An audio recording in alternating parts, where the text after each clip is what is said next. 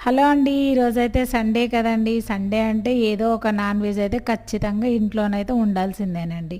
Fish అయినా, లేదా chicken అయినా, మటన్ అయినా ఏదో ఒకటైతే ఖచ్చితంగా మా ఇంట్లో అయితే వండాల్సిందే. అలా అని చెప్పేసి ఎప్పుడూ చికెనే చూపిస్తూ ఉంటాను కదండీ మీకు.